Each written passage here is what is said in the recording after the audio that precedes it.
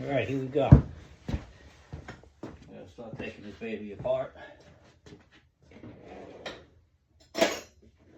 Hopefully I remember how to put it back together.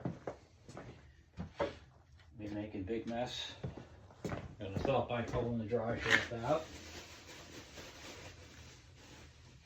And drain the fluid out of this thing as much as I can, because if I don't do it now, it'll do it on its own later, and that wouldn't be fun. Well, anyway.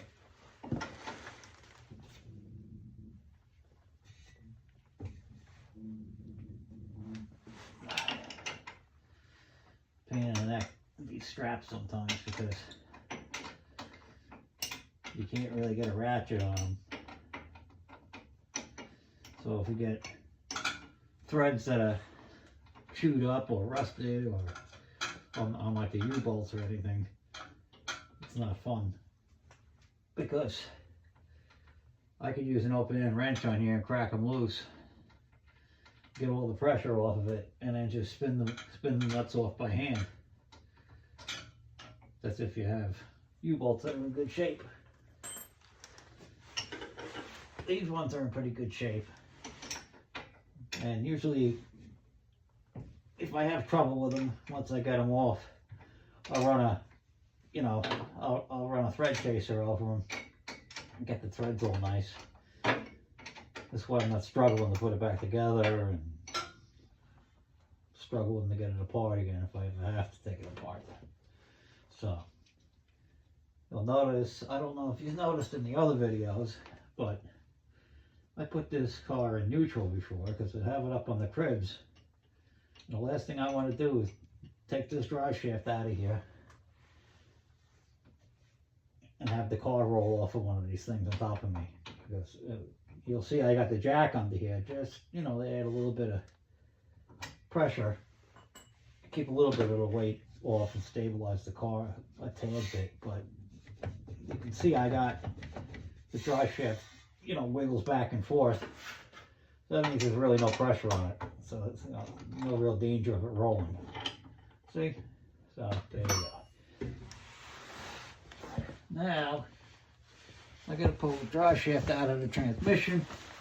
And once that yoke comes out of the transmission fluid will most likely follow. And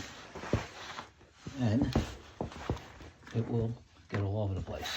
Trying to avoid the mess as much as possible, because I hate getting fluids all over the place and then having to lay in them.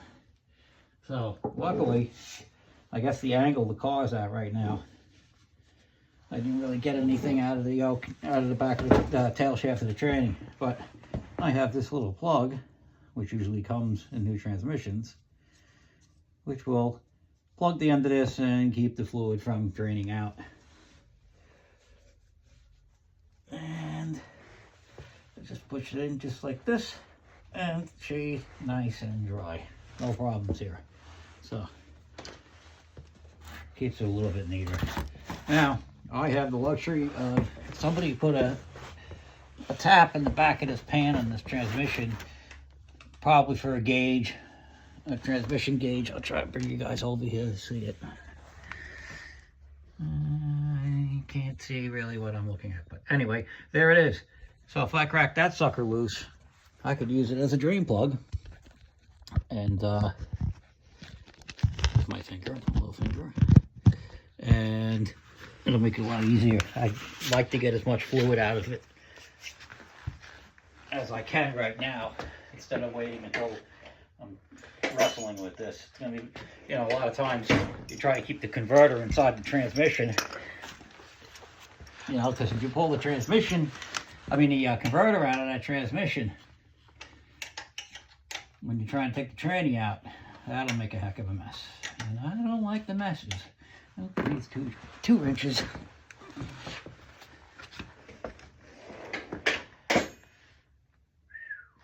All right.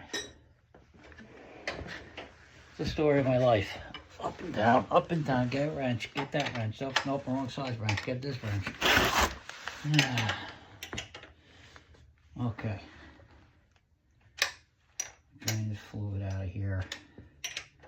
And next will be the speedometer cable, the shifter cable. Nobody can see what I'm doing. It's a very private moment for me. All right. Okay, yes, that's that thing there.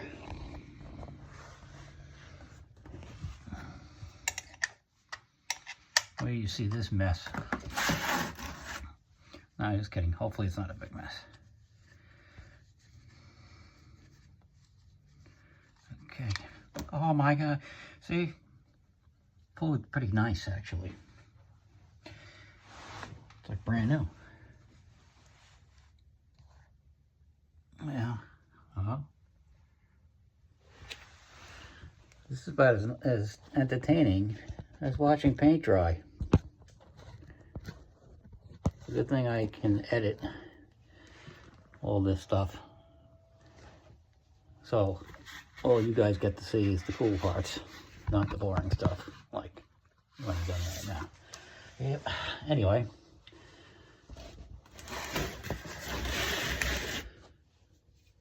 It's weird because the tranny fluid is pretty clean, you know, but I just kept having trouble with the throttle valve getting stuck inside the throttle body. And these 204Rs are kind of known for that. They have issues with a little bit. All it takes is a little tiny bit of dirt to get stuck in that throttle valve, and that thing gets stuck, and your line pressures get all screwed up, and the tranny doesn't shift good. And if you keep driving it like that, you'll end up frying the transmission.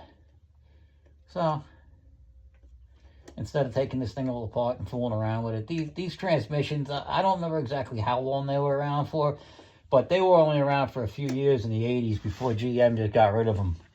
I guess they were having too many problems with them or something. But they only had them for a few years. Grand Nationals, which is a Regal, pretty much, you know, but on steroids.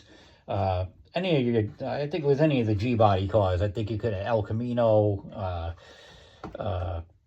Monte Carlo, all that stuff. But the thing is none of that stuff was any kind of high power, you know, except for the Grand National. But I'm sure that wasn't a totally normal 204. I probably had some stuff done to it to beef it up a little bit with that supercharged 6-cylinder that had a lot of power.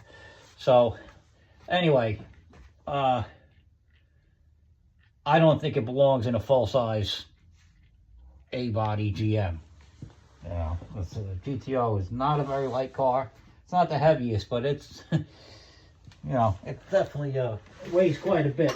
And then you put any kind of power behind it, and you get a good set of rubber underneath there, and hook up, and you'll be blowing, you know, you'll blow the tranny up. That's basically it.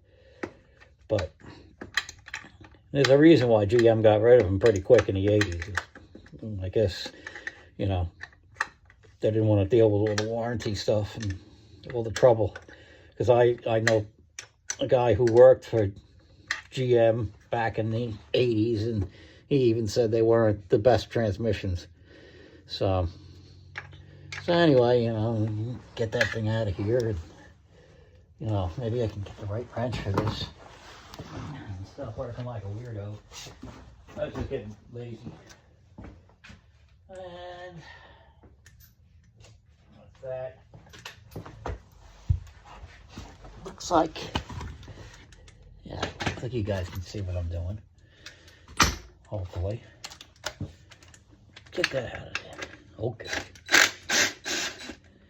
Let's take the shift linkage off of here.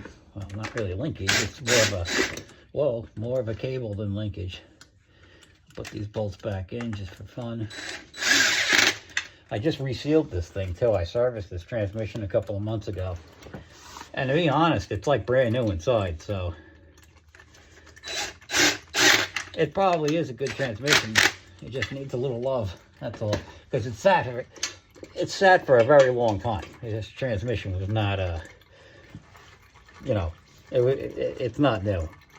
So, because I think this car sat for at least 5 or 6 years before the body shop decided to sell it. because I think that they took it in a lien. I think whoever owned it couldn't afford to repair it, or couldn't afford the repairs, or, you know, whatever the heck happened. Stuff happens sometimes. Poor planning, I don't know. So I think that the body shop liened this car, and they gave it to him. I mean, the owners gave it to him. It's got a clean title and stuff. I mean, well, clean registration, you know. So it probably was just, they probably just gave it up, you know, for payment of services, I guess, or whatever the heck you want to call it. So anyway, I got trannies on the cross member still. I'm probably going to zip out these cross member bolts, not cross member, the tranny mount bolts. Just get them out of here. But I'm not going to take the cross member or anything out yet, because I got to do a lot of other fun stuff. I got to get the torque converter bolts out, bell housing, all that stuff. I mean, you know, the cross member actually sits above the frame rail, so not for nothing, but I could pull these bolts out of here, and nobody will be the wiser. Well, that's a strip bolt. That's kind of weird, but okay. Oh, okay. Well, I have to call in the heavy hitters for this one. Breaker bar. It is, yes. Okay, so I drained out most of the stuff out of the tranny. Oh, well, out of the pan at least. Now, I will direct your attention to the cross member. I took those two bolts out, as you can see. Now I got to go over here and take these two mangold bolts out. I don't know what the heck happened. I don't know if they were some kind of metric bolt, and I tried putting the 9/16 on it, or if they're just crap bolts, and I mean, not so good bolts. That's what I'm supposed to say. It shouldn't say bad words, right? This is a family show. Now I gotta get out from under here and get more tools. Yay! I got this breaker bar. I'll try using this sucker. It's not really a breaker bar. It's my. Oh, there's a problem. 12.9/16. I'm gonna get a 6 point. I don't know where my 6 point is, but that 12.9/16 that I just showed you guys is a piece of junk. Pretty old.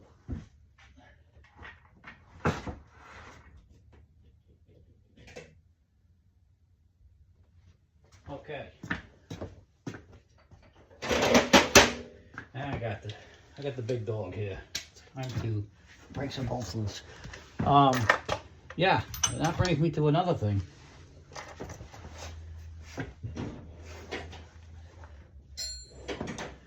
Back when Craftsman was owned by Sears, it was so nice because you could round out the inside of a socket, and all you had to do was bring it back and they give you a brand new one, no questions asked. I mean, not for nothing, but I've owned a lot of Craftsman tools. I grew up with them, you know, and it wasn't until I started turning wrenches for a living that I went towards some of the more expensive tools. You know, you have big brands. You got like Snap-on, Mac, Matco, those kind of companies all make good stuff. But everybody in the business knows they're expensive. Things have changed quite a bit over the years. But my Craftsman tools, well, geez, I really can't complain about any of my manual Craftsman stuff. You know, most of it's pretty good. Snap-on stuff's good too, but it's 3 times the price of Craftsman. You know, and I think it became, after a while, it became more of a status symbol than anything else. Guys were buying the Snap-on stuff just so they could say, oh, I got Snap-on tools. Oh, I got a $30,000 toolbox. You know, and that's fine if you live with mommy and daddy and you don't have rent to pay and bills and mouths to feed and stuff, you know. But that wasn't the case with me. I had family, and you know, I got mouths to feed. I couldn't afford to spend $30,000 on a toolbox just to hold the tools that I'm going to spend another $30,000 trying to buy. So, you know, I had a lot of Craftsman stuff, and try to get you guys. I'm not really zoomed in, but you know, got to keep the entertainment going. What was I saying? I don't even remember. Got the tools. I had a lot of Craftsman stuff. I still do have a lot of Craftsman stuff, and I find nothing wrong with it. I don't know what the quality is now of the Craftsman tools. You know, I've heard that the quality has suffered a bit. I mean, everybody knows that everything's pretty much Chinese now. But with toolboxes, I mean, you know, not for nothing, I'm a proud American and all, but I got no problem buying stuff from Harbor Freight, even if it is Chinese stuff. You know, because I gotta save money somehow. Nobody else is paying my bills, so do what I gotta do. People are so concerned about buying from the Chinese, then somebody should do something about it.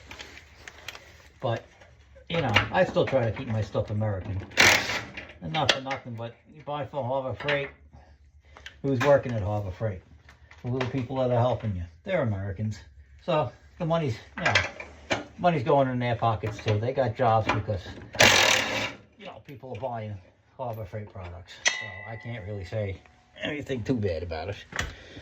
All right, so that's the cross member. That's pretty much everything in the back of the transmission. Ew, let me see here. Okay, yep, everything back here is all done.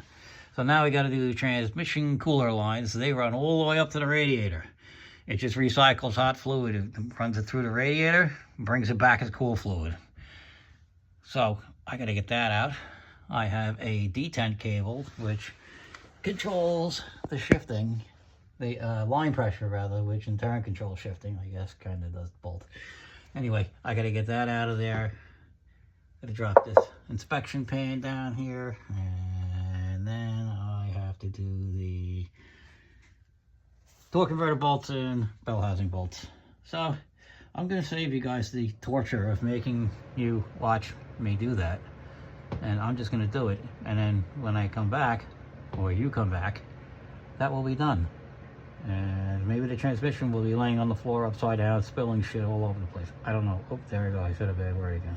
All right, so until then, from under the car, I'm going to take a nap. See ya.